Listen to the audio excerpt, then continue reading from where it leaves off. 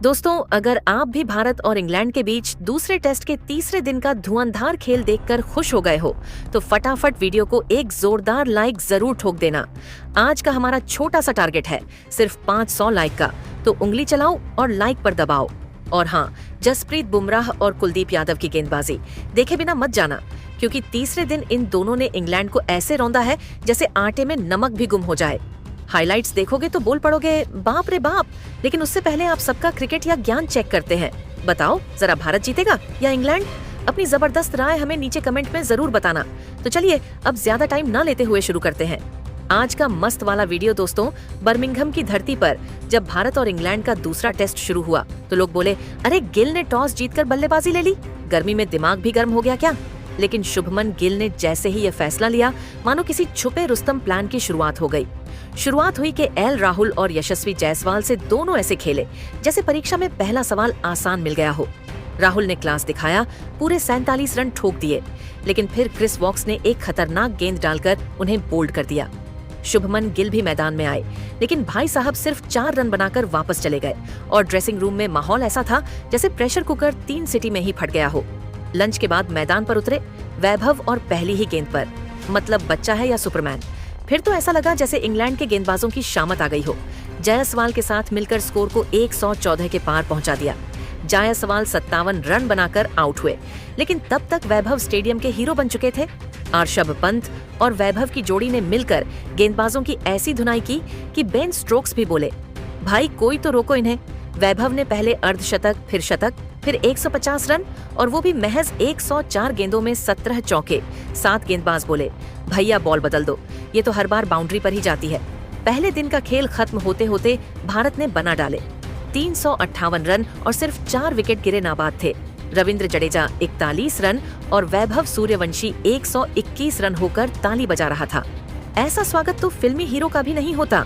अगले दिन भी वैभव की पारी ऐसे चल रही थी जैसे ट्रैक पर फर्राटा। ट्रेन पंत 67 रन बनाकर आउट हुए, लेकिन दर्शकों ने कहा कोई बात नहीं, वैभव है ना। फिर जडेजा ने भी धैर्य से 91 रन बनाए। इस बीच वैभव ने दोहरा शतक ठोक डाला। भाई साहब पूरे 227 रन बनाए। वॉशिंगटन सुंदर 22 run, Bumrah 13 run, Siraj 7 run, Kuldeep Yadav 17 run पर असली शो स्टॉपर तो वैभव ही थे। बेन स्टोक्स ने आखिरकार उन्हें आउट किया और पूरा स्टेडियम खड़ा होकर ताली बजाने लगा। मतलब हीरो वापसी कर रहा था, जैसे कोई रजनीकांत मूवी का क्लाइमेक्स चल रहा हो। फाइनल स्कोर भारत की पहली पारी 358 नहीं, पूरे 582 रन पर खत्म। इंग्लैंड की हालत देखकर लग रहा था जैसे उन्हें नींद में पहाड़ चढ़ा दिया गया हो। इंग्लैंड ने दिन का खेल खत्म होने तक बिना विकेट खोए 42 रन बना लिए थे, लेकिन भारतीय गेंदबाजों ने अपनी रणनीति तैयार कर ली थी। दोस्तों, जैसे ही तीसरे दिन का सूरज बर्मिंघम की पिच पर चढ़ा, वैसे ही इंग्लैंड की सलामी जोड़ी जैक क्रॉली और बने डकेट ऐसे मैदान में उतरे जैसे स्कूल की प्रार्थना सभा में बच्चे उतरते हैं, थोड़े डर के साथ, थोड़ी उम्मीद के साथ। पर उन्हें क्या पता था कि आज बुमराह और सिराज दोनों का आक्रोश वाला मूड है। छठा ओवर आते ही मोहम्मद सिराज ने जैक क्रॉली को ऐसी गेंद फेंकी जो ऑफ स्टंप को चूमते हुए सीधा विकेट कीपर की झोली में जा समाए। क्रॉली बेचारे ऐसे चले गए जैसे दुकानदार बिना उधार दिए दुकान बंद कर दे। इंग्लैंड को पहला झटका लगा। 26 रन पर ड्रेसिंग रूम में हर कोई ऐसे देखने लगा जैसे नया मोबाइल गिर गया हो। अभी दर्शक चाय घोल ही रहे थे कि बुमराह ने बने डकेट को एक अंदर आती हुई यॉर्कर पर बोल्ड कर दिया। गेंद इतनी खतरनाक थी कि डकेट को समझ ही नहीं आया कि बल्ला चलाएं या मुंडी बचाएं। सीधे स्टंप उखड़ गए और मैदान में बत्ती सी चमकती दिखी। भारतीय खिलाड़ियों की 2 विकेट झन्न से गिरे और शुभमन गिल ने पहली बार मुस्कुराकर ऐसा देखा जैसे कह रहे हो, लो भाई, अब ये मैच तो अपनी जेब में है, अब मैदान पर आए। इंग्लैंड के गंभीर खिलाड़ी जो रूट और ओली पॉप, जो रूट तो वैसे भी शांत है, लेकिन ओली पॉप मैदान में ऐसे आए जैसे आओ बच्चों तुम्हें दिखाएं। दोस्तों, अगर आप भी भारत और इंग्लैंड के बीच दूसरे टेस्ट के तीसरे दिन का धुआंधार खेल देखकर खुश हो गए हो, तो फटाफट वीडियो को एक जोरदार लाइक जरूर ठोक देना। आज का हमारा छोटा सा टारगेट है सिर्फ 500 लाइक का, तो उंगली चलाओ और लाइक पर दबाओ। और हाँ, जसप्रीत बुमराह और कुलदीप यादव की गेंदबाजी देखे बिना मत जाना, क्योंकि तीसरे दिन इन दोनों ने इंग्लैंड को ऐसे रौंदा है जैसे आटे में नमक भी गुम हो जाए। हाइलाइट्स देखोगे तो बोल पड़ोगे बाप रे बाप। लेकिन उससे पहले आप सबका क्रिकेट या ज्ञान चेक करते हैं। बताओ जरा, भारत जीतेगा या इंग्लैंड? अपनी जबरदस्त राय हमें नीचे कमेंट में जरूर बताना। तो चलिए अब ज्यादा टाइम ना लेते हुए शुरू करते हैं आज का मस्त वाला वीडियो। दोस्तों, बर्मिंघम की धरती पर जब भारत और इंग्लैंड का दूसरा टेस्ट शुरू हुआ तो लोग बोले, अरे गिल ने टॉस जीतकर बल्लेबाजी ले ली, गर्मी में दिमाग भी गर्म हो गया क्या? लेकिन शुभमन गिल ने जैसे ही यह फैसला लिया, मानो किसी छुपे रुस्तम प्लान की शुरुआत हो गई। शुरुआत हुई कि एल राहुल और यशस्वी जायसवाल से दोनों ऐसे खेले जैसे परीक्षा में पहला सवाल आसान मिल गया हो। राहुल ने क्लास दिखाया, पूरे 47 रन ठोक दिए, लेकिन फिर क्रिस वॉक्स ने एक खतरनाक गेंद डालकर उन्हें बोल्ड कर दिया। शुभमन गिल भी मैदान में आए, लेकिन भाई साहब सिर्फ 4 रन बनाकर वापस चले गए और ड्रेसिंग रूम में माहौल ऐसा था जैसे प्रेशर कुकर 3 सिटी में ही। लेकिन क्रिकेट है ही ऐसा, यहाँ एक पल राजा दूसरा पल। रंग लंच के बाद शुरू हुआ असली तमाशा। जसप्रीत बुमराह, जिन्हें गेंदबाजी में delivery boy of the year का अवार्ड मिलना चाहिए, ने जैसे ही खेल फिर शुरू किया, हैरी ब्रूक को थाली में परोसकर यॉर्कर परोस दी। भाई साहब गेंद सीधे स्टंप्स की जड़ में लगी और गिल्लियां ऐसे उड़ी जैसे दिवाली की रात पटाखा फूटे। ब्रूक ऐसे चुपचाप पवेलियन लौटे जैसे स्कूल में पापा से रिपोर्ट कार्ड पर साइन करवाने जा रहे हैं। अब इंग्लैंड का स्कोर हो गया 122 पर 4 विकेट। बुमराह के नाम तो 3 जबरदस्त शिकार और स्टेडियम में तालियों की गूंज ऐसे बज रही थी जैसे शादी में डीजे पर लड़की ब्यूटीफुल कर गई। चुल चल रहा, अब मैदान पर आए इंग्लैंड की आखिरी उम्मीद कैप्टन बेन स्टोक्स। भाई साहब जो रूट तो पहले से जमे थे, लेकिन अब साथ मिला बेन स्टोक्स का। दोनों ने सोचा चलो थोड़ा धैर्य दिखाते हैं, नहीं तो इंडिया वाले पूरी टीम को लंच डिनर सब बना देंगे। और फिर टी ब्रेक तक इन दोनों ने बल्ला टेक कर जैसे प्रार्थना शुरू कर दी, हे भगवान एक और विकेट ना गिरे, और वाकई काम कर गया। और इसी दौरान जो रूट ने मचा दिया, गदर पूरी 133 गेंदें खेली और शतक ठोक डाला। वो भी क्या ठोकना, 10 चौके और 4। मतलब ये आदमी बैटिंग नहीं कर रहा था, कोई पेंटिंग बना रहा था। हर शॉट पर दर्शक वाह वाह करते रहे।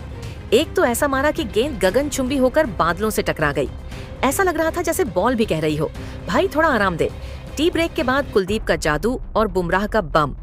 भाई साहब जैसे ही टी ब्रेक से खिलाड़ी वापस मैदान पर लौटे, भारत ने प्लानिंग में डाल दिया हल्दी मिर्च और गरम मसाला। कप्तान शुभमन गिल ने बोला, अब चाल चलेंगे हम चुपचाप।